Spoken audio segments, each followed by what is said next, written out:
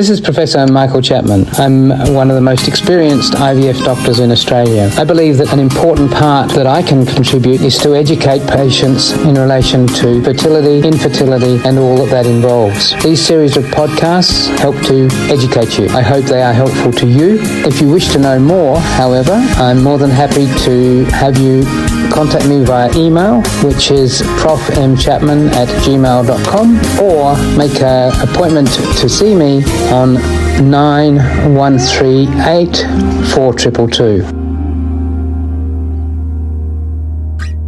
How does sperm fragmentation testing improve IVF outcomes? Okay, so DNA fragmentation remains a controversial issue. First of all, what is it?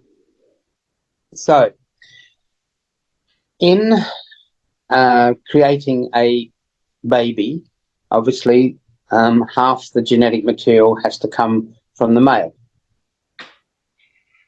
All of that genetic material in the male actually sits in the head of the sperm. So if you can imagine a tadpole, that's what a sperm looks like. It's got a head, a neck, and a tail.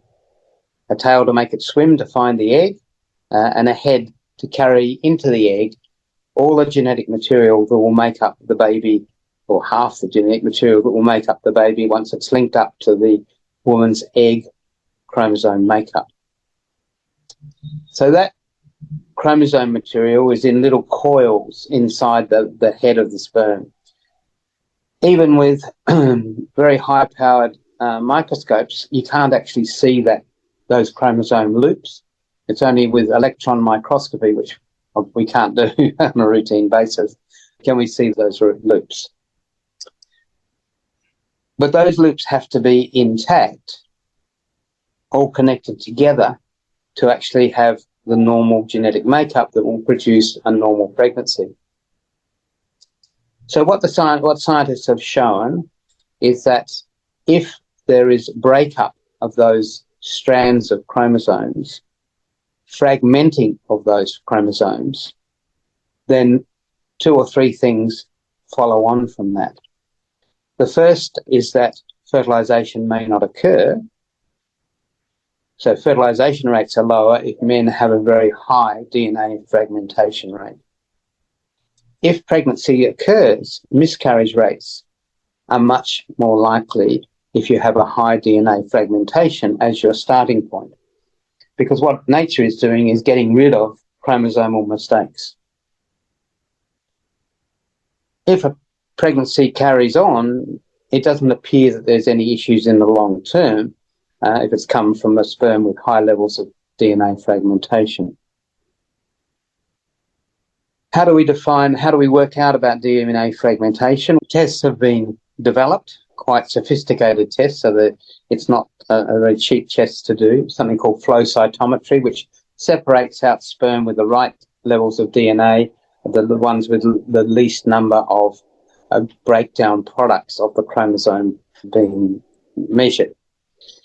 And there are a couple of techniques. There's something called the tunnel technique, but the one that we use is a flow cytometry one. And what that does is says that a man has a high level of DNA fragmentation. Again, there's controversy. Where's the cutoff point between high, low, and normal? Up to 30% is thought to be okay using our assay system, but if you're above that, then it's possible that's why you're not getting pregnant, and also if you go through into IVF, why it might not be successful. What can we do about it? Treat the cause. As far as we know, the main cause of DNA fragmentation is what's called oxidative stress. So what things can cause oxidative stress?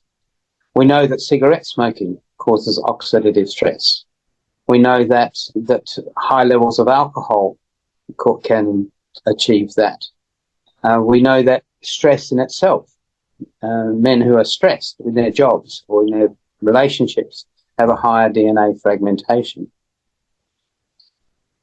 So this is oxidizing the genetic material causes the breakup of the genetic material. So antioxidants is therapy. There are products that you can get from the chemist, one of which is Menavit, But there are many other male supplements that claim to have antioxidant activity. Some foods are more likely than others, things with high levels of vitamin E, vitamin C, even red wine. The tannin apparently has an antioxidant effect. It doesn't mean you should treat DNA fragmentation with a bottle of wine every night, but a nice good red. But certainly there is a relationship. If you want to take a medication, that's probably the cheapest way of doing it is actually buying vitamin E tablets or vitamin C tablets, and there is some evidence that improves DNA fragmentation. The other approach, which people have attempted to do, is to define which of the sperm in a sample are not affected by DNA fragmentation. What one of my PhD students has shown is that if you magnify a sperm 7,000 times, so normally a microscope in a laboratory is up to 70 times, at that point the sperm look like little tadpoles. Using digital enhancement, we can get pictures up to 7,000 times magnification. And in that situation, a sperm head looks like a human head. It's that big. And what we can see within them is little holes. And what our scientists showed was that the more holes there were, the more likely this was going to be a sperm with DNA fragmentation. What we can do with what's called high mag is to actually take the sample and pick out sperm that look normal externally. That's the first step. And then inside those sperm, we go looking for the number of holes, vacuoles. And then we select a sperm with the least number of vacuoles to inject into the egg using the ICSI process. And small studies in this area suggest we can improve pregnancy rates, we can reduce miscarriage rates if we select sperm in that way. So there are ways of getting around DNA fragmentation. But then we go back to where I started. It's still controversial how much impact DNA fragmentation is. Studies have been small and results variable as to their real impact. But obviously, in trying to cover every base when we're trying to get someone pregnant, we do carry out these tests and we do take you through those extra things, high mag, to actually encourage the finding of the least damaged sperm to inject into your egg. And don't forget that you can access all the previous episodes by going to our website www.theivfjourney.com and select IVF Journey podcast from the navigation menu.